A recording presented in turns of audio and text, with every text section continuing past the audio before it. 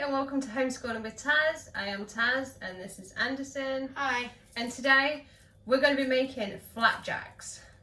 We absolutely love flapjacks, so we're dead excited to do this. I know we've not posted in a while, but we've been extremely busy learning Italian and doing science and even just meeting other homeschool families for days out. It's been super busy, but we're getting back into it, so let's get making flapjacks.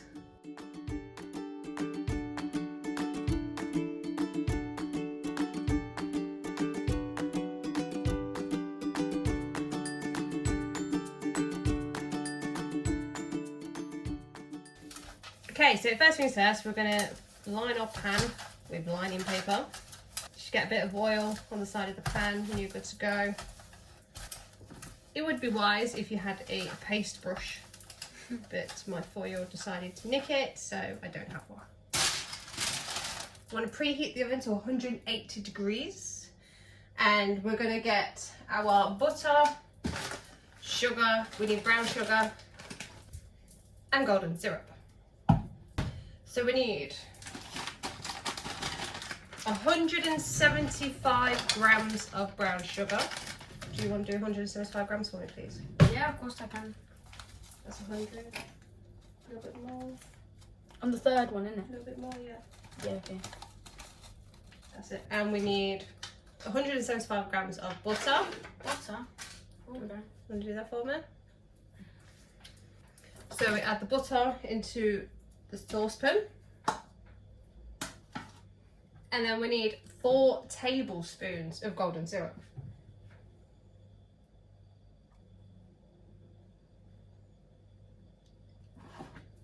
Now you just want to whack it on a low heat until all the sugar, butter and syrup is all melted.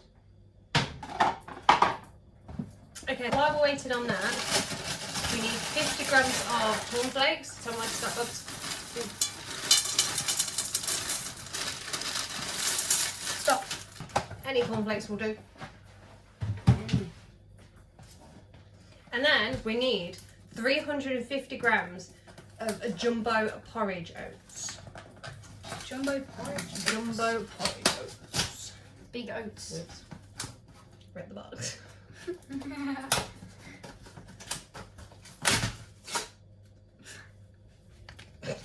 didn't even open.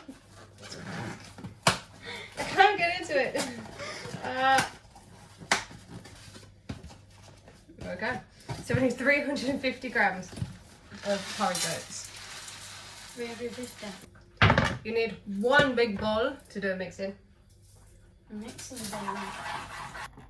It's like this, and just keep stirring it until it's literally all gone, all melted together.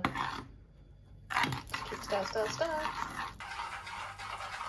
Ooh, nice. So now, once literally it looks like this, we're going to pour it into the bowl. And then we're going to gently stir in them together. Just got to keep mixing until it's all covered in the syrup.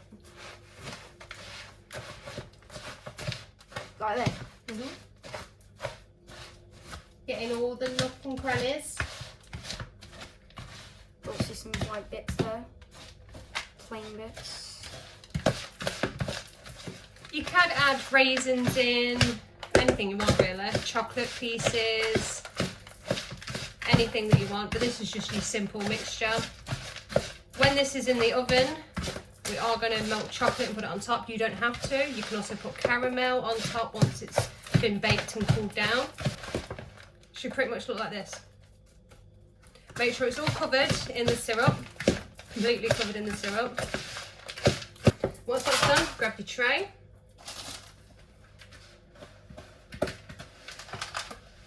Tip it all into your tray. So simple, this recipe.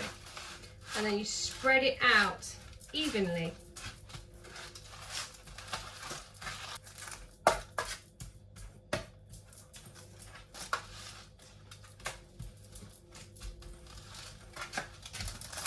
And voila!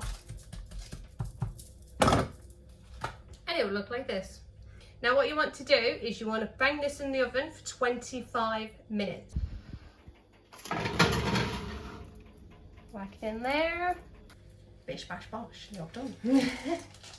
Right, so we've got it out the oven. This is what it looks like. This should be what it looks like. We've overcooked it just a tad, but it's fine. So once this is cooled, put it on, I ain't even got me rack out. Put it on a cooling rack. You can have it the way it is. You can also wait for it to cool, whack some caramel on top, and then wait for that to cool, and then whack some chocolate on top. What we're going to do is leave it to cool and then just whack some chocolate on it, because we prefer it with just chocolate.